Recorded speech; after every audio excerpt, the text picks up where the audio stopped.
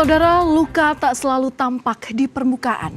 Kadang ia sembunyi di balik kejiwaan seorang remaja sebagai respons atas tekanan emosional atau trauma. Ketika tidak terobati, luka batin itu pun bisa berubah menjadi tragedi. Seperti yang terjadi di sebuah sekolah menengah atas di Padang, Sumatera Barat pada Selasa 14 Juli lalu. Suasana belajar di kelas yang tenang tiba-tiba digemparkan dengan suasana ledakan. Namun siapa yang menyangka peristiwa memilukan itu terjadi di sekolah yang seharusnya menjadi ruang aman bagi siswa.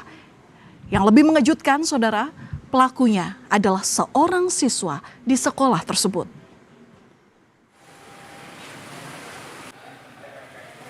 Pada Selasa 14 Juli siang, suasana belajar di sebuah madrasah aliyah di Padang, Sumatera Barat tiba-tiba dikejutkan dengan suara ledakan di salah satu ruang kelas. Siswa panik dan berhamburan untuk menyelamatkan diri. Ruang kelas porak-poranda sehingga pelajaran pun terhenti.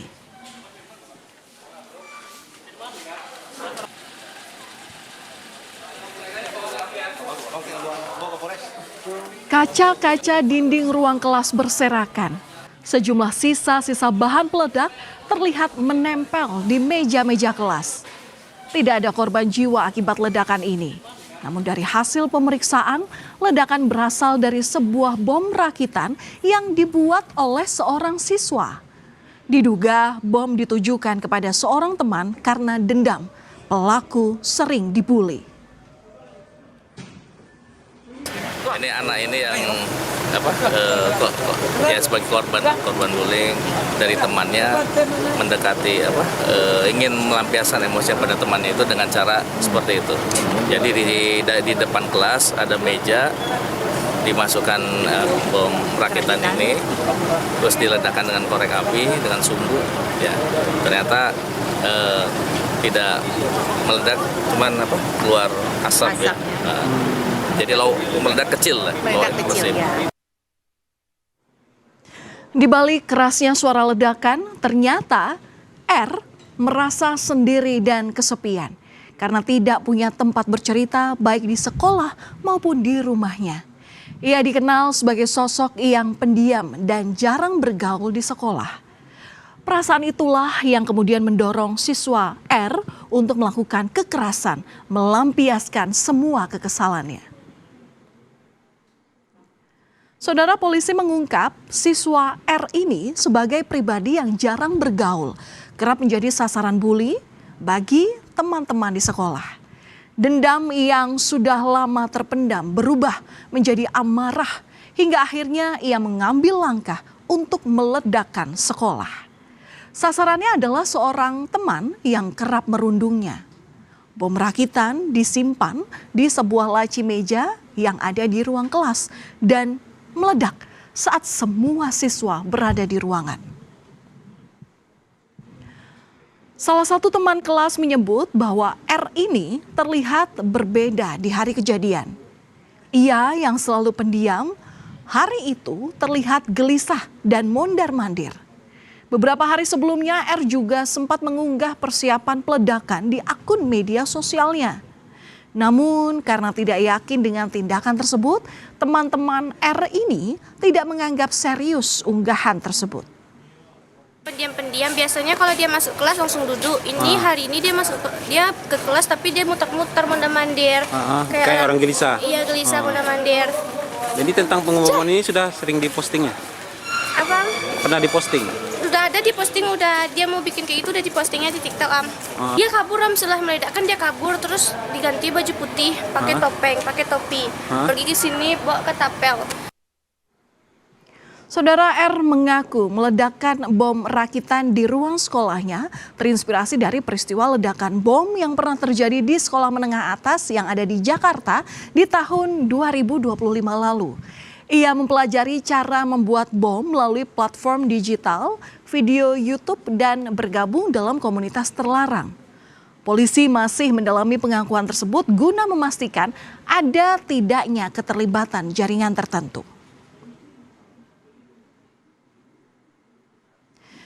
Pemeriksaan usai ledakan ditemukan ada 3 buah bom rakitan yang telah disiapkan untuk diledakkan di ruang kelas. Namun hanya 1 yang meledak dengan daya ledak rendah. 2 bom rakitan lainnya tidak berhasil meledak. Polisi langsung menyita bom rakitan tersebut dan menghancurkannya. Selain 2 bom rakitan yang tidak meledak, polisi juga menyita sejumlah barang bukti lain berupa sebuah kotak hitam, korek api, petasan, dan sejumlah senjata tajam. Polisi juga telah memeriksa sejumlah saksi di sekitar lokasi usai ledakan ini terjadi. Garis polisi dipasang di sekitar lokasi untuk mempermudah penyidikan. Dengan browsing internet, lihat dari YouTube. Berarti bahannya dikumpulkan sendiri? Ya, dikumpulkan sendiri, dibuat sendiri. Amankan, kita lakukan pemeriksaan, ya, dan kedepannya kita lakukan pembinaan sehingga tidak, ya, istilahnya tidak, ke depan tidak berbuat seperti itu lagi. Saudara, siswa R ini nekat meledakkan bom di lingkungan sekolahnya mengaku karena dendam dan sakit hati karena sering dibuli. Namun pihak sekolah menyebut tak mengetahui adanya bully yang dialami oleh R. Selama ini R tidak pernah menceritakan pengalaman ini kepada gurunya mengenai pembulian yang diterimanya. Sekolah memastikan telah menjalankan pengawasan harian terhadap siswa termasuk melalui guru piket dan layanan BK. Data anak melapor bahwa mereka dibully gitu kan, ke gurunya misalnya atau ke wali kelasnya, itu belum ada anak ini melapor gitu. Artinya siswa yang diduga melakukan tindakan bullying belum kita ketahui terhadap pelaku pengoboman ini. Ya kemarin itu kan dari anak itu sendiri ya, tapi kita dalam memprosesnya memang tidak ada laporan gitu kan sebelumnya gitu. Tapi kemarin Perundungan atau pembulian yang memicu tindakan ekstrim seperti yang terjadi di Madrasah Aliyah Negeri di Padang, Sumatera Barat menjadi alarm bagi pemerintah. Kejadian ini memperlihatkan lemahnya pengawasan di sekolah. Komunikasi, 2 arah dan dukungan sekolah serta keluarga dibutuhkan untuk menghindari kasus ini kembali terjadi. SOP-nya perlu diupdate ya. Kemudian penanganan secara pendekatannya jangan tidak bisa pendekatan satu arah ya. Ini bisa dari multi arah ya. Bisa juga dalam teknologi sistem pengamanan melalui kamera CCTV, daya dukung bersama, kolaborasi antara tim ya, antara guru dan sebagainya, dengan mengkomunikasikan dengan sekolah dan orang tua dan sebagainya. Ini saya rasa sangat penting ya untuk mencegah aksi kekerasan tumbuh dan terus berkembang baik secara terselubung atau secara nyata di lembaga pendidikan kita. Peristiwa ini menjadi pengingat bahwa bully bukan lagi sekedar persoalan kenakalan remaja.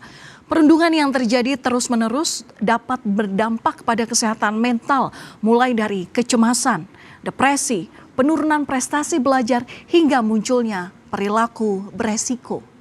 Pelaku peledakan merupakan korban dari ketidakberesan sistem pendidikan. Kejadian ini menuntut perhatian seluruh elemen dan sekolah harus lebih perhatian dalam mengawasi siswanya agar kejadian serupa tak kembali terjadi.